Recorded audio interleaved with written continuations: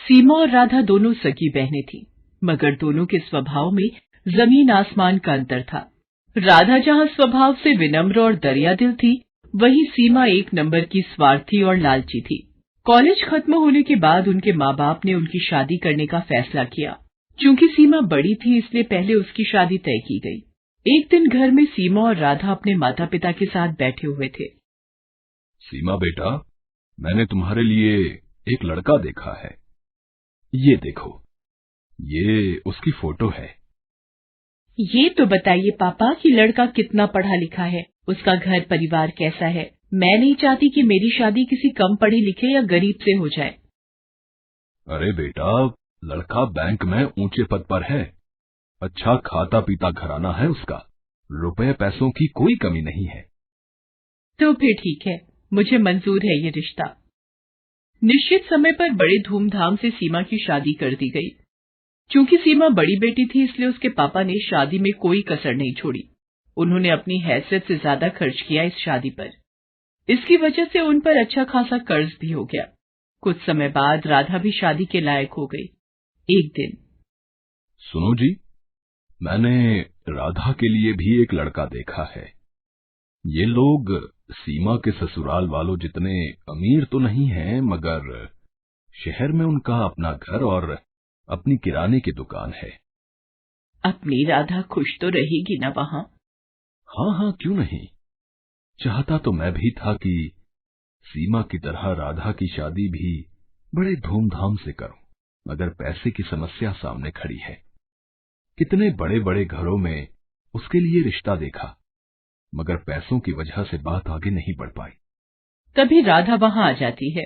वो अपने माता पिता की सारी बातें सुन चुकी थी। आप चिंता मत करो पापा, आपने जहाँ मेरा रिश्ता तय किया है, मैं वहीं खुश रहूंगी। मुझे तो बस आप लोगों का आशीर्वाद चाहिए। राधा की बातें सुनकर उसके पिता को थोड़ी शांति मिली। निश्चित समय पर बड़े ही सीधे साधे तरीके से राधा की भी शादी हो गई।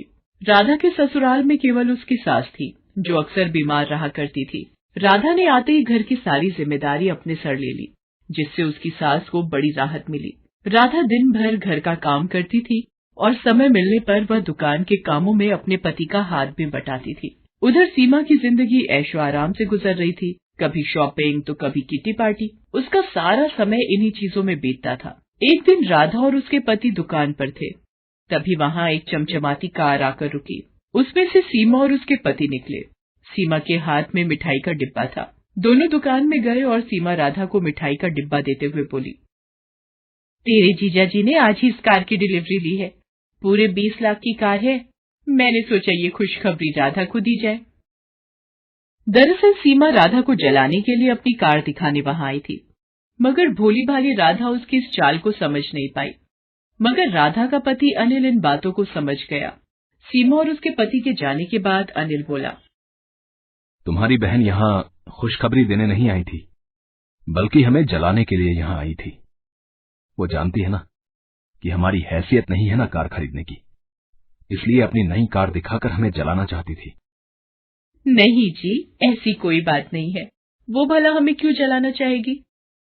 ऐसी ही बात है। उसे पता है ना कि मैं कभी कार नहीं खरीद सकता, मामूली दुकानदार जो हूँ, और उसका पति तो बैंक में बड़ा अफसर है ना। क्यों? किसने कहा कि तुम कभी कार नहीं खरीद सकते? तुम जरूर कार खरीदोगे। अरे सीमा का पति तो बैंक में नौकरी करता है। एक हिसाब से देखें तो वो बैंक का नौकर है, उसे बैंक के हिसाब से काम करना पड़ता है। मगर यहाँ तुम तो अपने मालिक खुद हो। तुम जैसे चाहो अपनी मर्जी के मुताबिक काम कर सकते हो। अगर तुम ठान लो तो कुछ भी कर सकते हो। मैं हर कदम पर तुम्हारे साथ हूँ। देखना, थोड़ी ही दिनों में तुम एक कार क्या 10 कारों के मालिक बन जाओगे। उसने सारी चिंता छोड़कर जी तोड़ मेहनत करना शुरू किया। वो रोजाना सुबह 7 बजे दुकान खोलता था और देर रात 10 बजे तक दुकान पर ही रहता था। दोपहर के बाद राधा भी उसका हाथ बटाने दुकान पर आ जाती थी। राधा और अनिल दोनों ही स्वभाव से कोमल थे। ग्राहकों से बड़ी ही विनम्रता से बात करते थे। इसका नतीजा ये होता था कि जो भी एक बार उनके यहाँ से सामान ले जाता, वो फिर बार बार वहीं आता था। ग्राहकों को कम दाम में अच्छा माल देने के लिए राधा और अनिल ने एक शानदार योजना बनाई। वो दुकान का सामान शहर के व्यापारियों से न खरीदकर सीधे दिल्ली और मुंबई जैसे बड़े शहरों से मंगाने लगे। इससे ग्राहकों को भी अच्छा सामान मिल जाता था और दुकान में मुनाफा भी ज्यादा होता था। इस तरह धीरे धीरे कुछ ही सालों में अनिल ने राधा के नाम से कई किराने, फल, सब्जियों और डेयरी उत्पादों की दुकानों का शुभारंभ किया और उनका नाम रखा राधा ग्रोसरी मार्ट। अब अनिल और राधा की शहर में कई ग्रोसरी दुकानें थीं। उनकी गिनती अब शहर के जाने माने और अमीर हस्तियों में होने लगी थी। राधा की सास तो खुशी से फूली नहीं समाती थी। वो सबसे कहती थी, अरे मेरी बहू तो साक्षात लक्ष्मी का रूप है। वो इस घर में आई और देखो घर को क्या से क्या बना दिया। साक्षात लक्ष्मी है मेरी बहू। मिट्टी को हाथ लगा दे तो सोना बन जाए। एक दिन अनिल नई कार लेकर घर आया। अरे फिर नई कार ले आए? मैं कुछ नहीं कर रहा। ये तो तुम्हारी बात ही सच हो रही है। कौन सी बात? अरे तुमने ही तो कहा था ना कि मैं 1 नहीं 10 कारों का मालिक बनूंगा। लो उनमें से 7 तो आ गई, बस अब 3 और बची हैं। राधा खिलखिलाकर हंस दी। चलो इसी खुशी में तुम्हारी बहन के घर मिठाई दे आए। दोनों मिठाई लेकर सीमा के घर चले। कार से उतरकर दोनों उसके घर के अंदर पहुंचे। अंदर सीमा और उसके पति में लड़ाई चल रही थी। इस लड़ाई की धुन में उन्हें पता ही नहीं चला कि कब राधा और अनिल वहां आए। अरे मैं पूछती हूँ कि जरूरत क्या थी बैंक में पैसे गबन करने की? तुम्हारी जमानत करवाने में घर की सारी जमा पूंजी खर्च हो गई।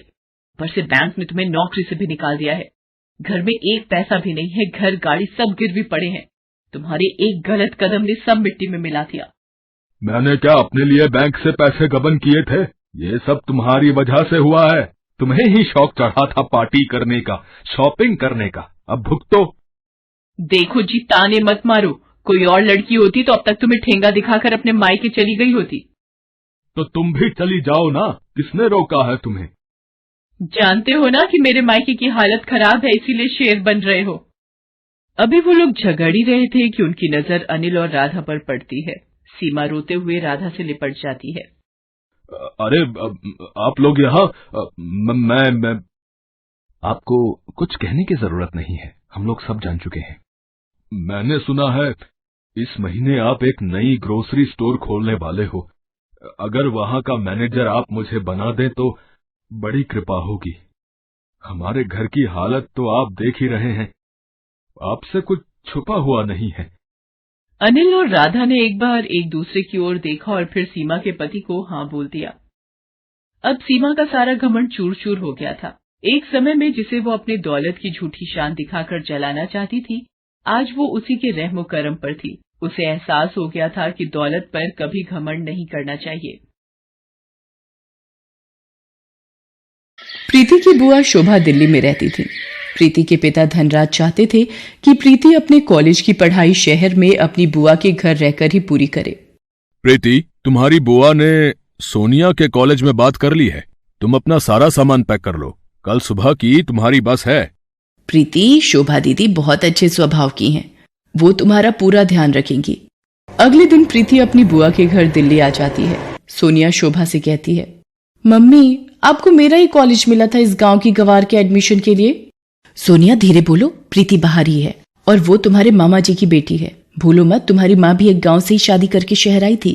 मम्मी आप जो भी बोलो पर मुझे इस गांव वाली से दूर ही रखना, वरना मेरा स्टेटस भी खराब हो जाएगा। पता नहीं, लग रहा है इसके आने से घर में गोबर जैसी बदबू आ रही है। मैं जरा नहा कर आती हूँ। प्रीति सोनिया के कमरे से आती आवाजों को सुन तो रही थी, पर अपनी बुआ के निर्मल स्वभाव के कारण वो उस वक्त चुप रही। अगले दिन प्रीति कॉलेज जाने के लिए तैयार होती है। तुम ये देसी सलवार कमीज में कॉलेज जाओगी?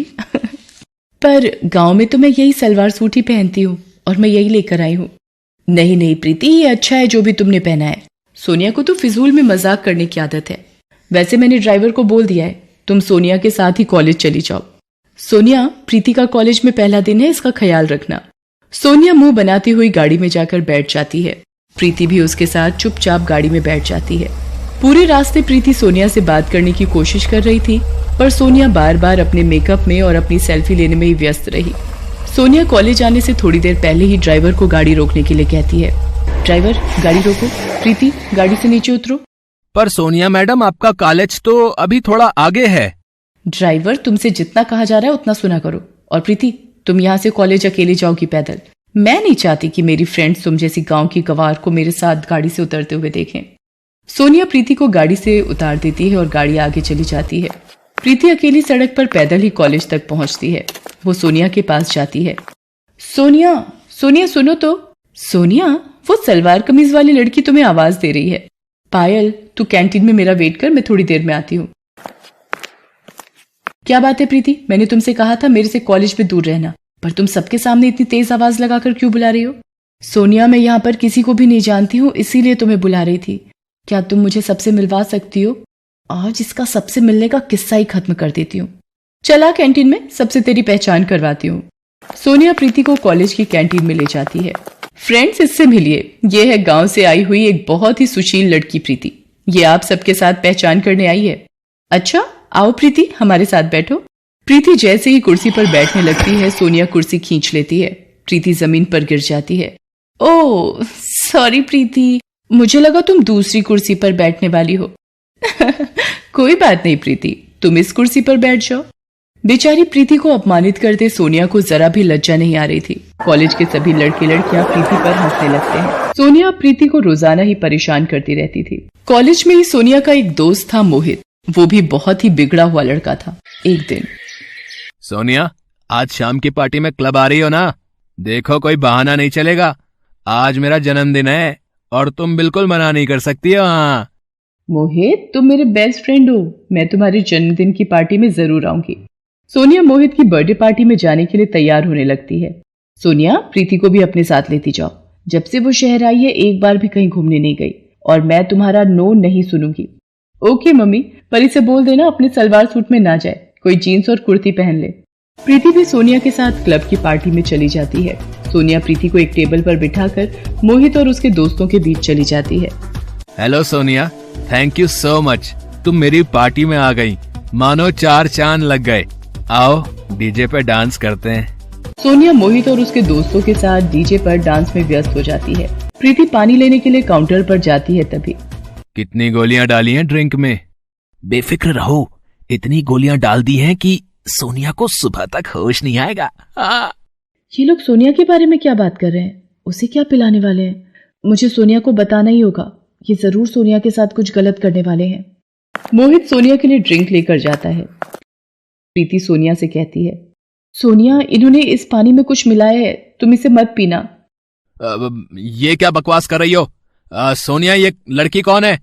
कॉलेज में भी ये मेरे साथ चिपकने की कोशिश कर रही थी, मैंने इसे भाव नहीं दिया तो अब ये तुम्हें मेरे खिलाफ भड़का रही है। बिल्कुल गांव की गवार लड़की है ये। तुम इसे मेरे बर्थडे की पार्टी में ले आई हो और ये सारा मजा किरकिरा कर रही है। मेरे से बहुत बड़ी गलती हो गई जो मैं तुम्हें अपने साथ इस पार्टी में ले आई। अभी के अभी ऑटो करो और यहाँ से रफा दफा हो जाओ। इस पार्टी में मुझे तुम्हारी शक्ल ना दिख जाए। गार्ड, इस लड़की को गेट से बाहर कर दो। प्रीति को ना चाहते हुए भी क्लब से बाहर जाना पड़ता है, पर उसे सोनिया की चिंता हो रही थी और वो सोनिया के पास वापस जाने का तरीका ढूंढ रही थी। उधर मोहित सोनिया को नशे की गोलियां मिलाकर वो ड्रिंक पिला देता है। मोहित, मुझे चक्कर आ रहे हैं, सिर घूम रहा है। अब एक काम करते हैं ना, हम ऊपर रूम में चलते हैं। मोहित सोनिया को होटल के कमरे में ले जाता है और सोनिया के नशे में होने का फायदा उठाने लगता है। मोहित, छोड़ो मुझे, ये क्या कर रहे हो? बचाओ, बचाओ। क्यों? कॉलेज में तो बड़ा स्टाइल मारती रहती हो, अब शर्माने का नाटक क्यों? मैं ही तो हूँ तुम्हारा बेस्ट फ्रेंड, मुझसे क्या शर्माना। तभी दरवाजा पीटने की आवाज आने लगती है। सोनिया किसी तरह दरवाजा खोलने में कामयाब हो जाती है। प्रीति, तू? मैंने तो... सोनिया बेहोशी की हालत में थी। इतनी देर में शोभा भी होटल पहुंच जाती है। प्रीति ने शोभा को फोन कर दिया था और सारी बात बता दी थी।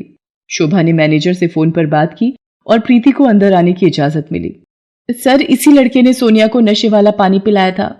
गार्ड, पकड़ लो इस लड़के को, हमारे होटल का नाम खराब करता है। तुझे तो मैं पुलिस के हवाले करूंगा। इंस्पेक्टर साहब, इस लड़के को यहां से ले जाइए। बड़े घर के बिगड़े साहबजादे हैं ये, जेल की हवा भी खानी जरूरी है। शोभा प्रीति के साथ सोनिया को घर ले आती है। अगली सुबह, प्रीति, मुझे माफ कर दो, मैंने हमेशा तुम्हारा अपमान किया।